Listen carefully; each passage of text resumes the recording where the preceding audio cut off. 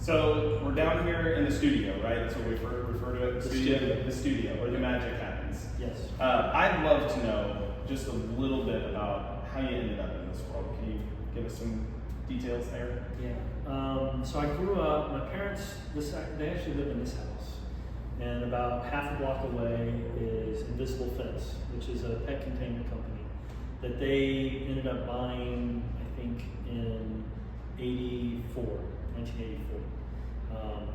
Family-run business. They ended up buying it. I learned how to train dogs at that time. I was about 15 years old, 16 years old. It was more when I was in my early adulthood that I actually sold Invisible Fence and helped train dogs. So I had some exposure, besides having dogs, I had some exposure to the dog business industry, the dog industry, pet business. And then I went off and did my own thing, went into tech, worked for Apple, a bunch of startups, got my MBA at UT.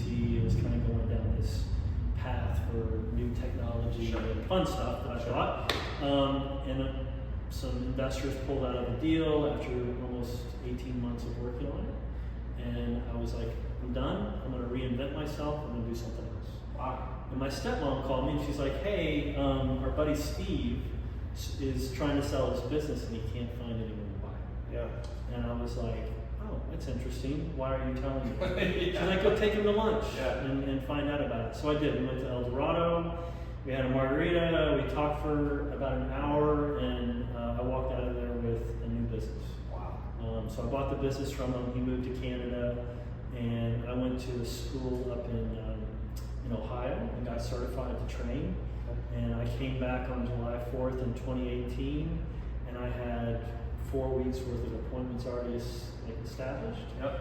And I haven't stopped since. Wow. Just went to town. Went to town. Yeah. So that's how I got started. Wow. So a little exposure, life events, and then boom, you just wake up one day and you're like, holy crap, where did I land myself? What did I do? Into? Yeah. Yeah. For sure. I mean, what are some of the most rewarding parts of training, coaching humans, training dogs, as you guys like to say? Like, what are some things that keep you getting out of bed and so interested in this work? I'm going to tie it to you. Okay. Because I thought when y'all approached me about the idea, I have a degree from the University of Montana in physiology. I wanted to be a physical therapist at the time. This was in 98, 97. And I didn't do anything with it. Sure. But what I loved about it, it's the same thing I love with coaching. I coached soccer at the club level. I coached high school. I coached volleyball at club, high school, and in college. And so I had this experience coaching, and you take something from point A and you have an objective to get to point whatever, and there's a process to do that. And so I've always been, I'm not very systematic in what I do, but in the coaching process, it's your ability to take the moment in front of you and progress towards whatever that goal is. And so when my stepmom told me about dog training, I was like, well, we can't make a living doing that. Yeah. Like, what are you talking about? I want to go start a company and make $1 gajillion. Sure. But when I really looked at the numbers and I looked at the idea of being able to help people, not just dogs, but people, it was the same core, I think, soul-filling moment where I was like, oh, you can create joy where people are miserable, right? And there's a lot to the complexity of that, but that was the moment where I thought, okay, maybe this will work. But it really is, to me, I think it feeds back to this period in my late 20s where I was trying to be an athlete and play professional soccer, which I did here in Austin, where I was still trying to coach, make a living, but I couldn't really put that together with, I think at the time it was, to be a PT, you had to go to, it wasn't even a master's, it was a PhD, correct? Is that right? Or I think for a long time it was master's. Maybe it was master's. And then it just recently turned into a doctorate program. Yeah. That's what it was. Yeah. But it was a master's process. So at that point in my mid-20s, I was like, late 20s, I was like, no, I want to do business. Yeah. But when this became an opportunity, I think all those things came together. Yeah. And I think the art of this business is really the communication with humans. The dogs are easy.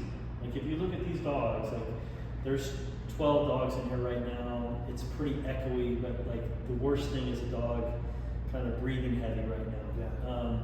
And we have this ability to have an impact on these dogs, but the humans are the ones that create a lot of the problems, the majority of it. Right. And so when we talk about the similarities in the business, it's a lifestyle change. Right. And so like I work with clients, and I'm not that I only want to do one session with a client, but typically I walk into a home, and within an hour and a half, I've changed everything to the point that within about 48 hours, whatever issues they were having, they see them starting to dissipate. They're going away.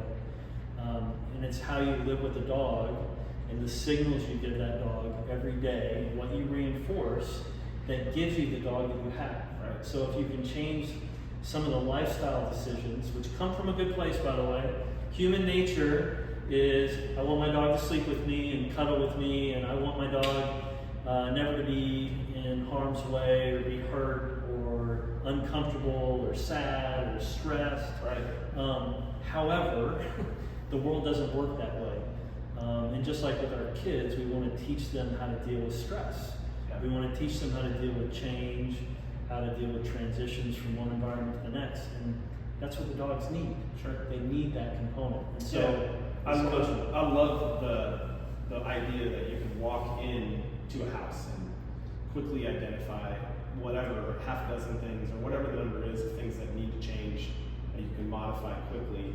Tell us maybe what are a couple common things that you're seeing regularly that, you know, if you have a dog at home and you're curious, like, what could I change? What are your top 2 or 3 things that you're noticing?